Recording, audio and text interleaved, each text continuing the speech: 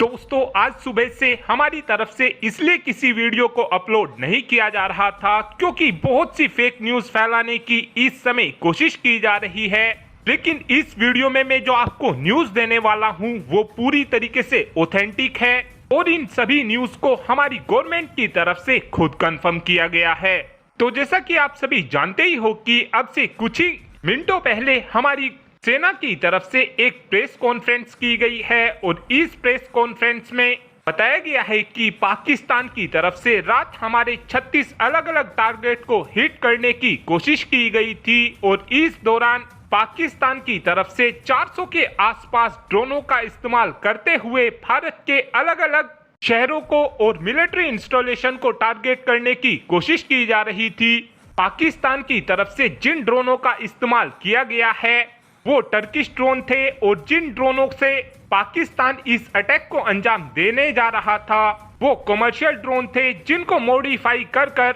उन ड्रोनों के ऊपर हथियारों को लगाया गया था। लेकिन रात हमारे आकाश डिफेंस सिस्टम, हमारी L-70 गन और हमारे पेचोरा एयर डिफेंस सिस्टम ने काफी ज्यादा शानदार काम किया है और पाकिस्तान के इन सभी ड्रोनों को काफी आसानी से न्यूट्रलाइज कर दिया है। साथ में हमारी सेना की तरफ से ये भी बात बताई गई है कि पाकिस्तान के इस हमले की वजह से हमको किसी भी प्रकार का कोई भी नुकसान नहीं हुआ है। लेकिन इस पूरी ही घटना में एक ड्रोन का मलबा हमारे जवान के ऊपर आकर गिर गया था जिस कारण हमारे जवान को चोट लगी है और हमारे इस जवान को हॉस्पिटल में भी भेज दिया गया है।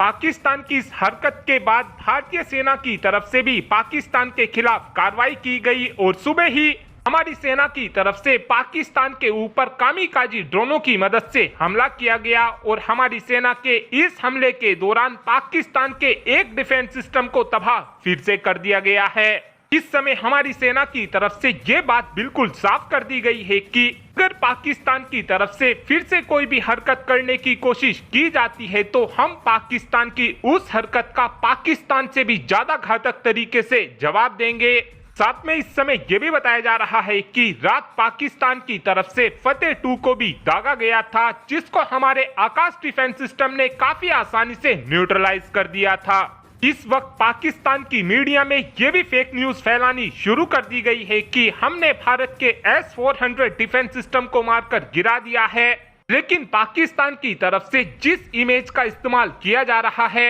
उस इमेज को रशिया और यूक्रेन युद्ध से उठाया गया है जहां पर यूक्रेन की सेना ने रशिया के एक S-400 डिफेंस सिस्टम को तबाह कर दिया था और उसी इमेज का इस्तेमाल करते हुए पाकिस्तान की तरफ से फेक न्यूज फैलाने की कोशिश की जा रही है। रात ये भी खबर निकलकर सामने आई थी कि भारत की तरफ से कराची पोर्ट के ऊपर जोरदार हमला किया गया है। लेकिन उसके बाद सुबह ये बोला जाने लगा था कि कराची पोर्ट के ऊपर भारतीय नौसेना की तरफ से किसी भी प्रकार का कोई हमला नहीं किया गया है। लेकिन अब कराची पोर्ट ट्रस्ट की तरफ से खुद ही ये जानकारी दी गई है कि भारत के हमलों की वजह से हमको अच्छा खासा नुकसान हो रहा है। साथ में इस समय पाकिस्तान के डिफेंस मिनिस्टर की तरफ से ये भी बात बोली जा रही है कि हमारी तरफ से कोशिश इस बात की जा रही है कि कंडीशन और ज्यादा खराब ना हो। लेकिन अगर पाकिस्तान यही चाहता है तो पाकिस्तान की तरफ से इतनी भारी संख्या में ड्रोनों का इस्तेमाल करते हुए भारत के ऊपर फिर हमला किया क्यों जा रहा है।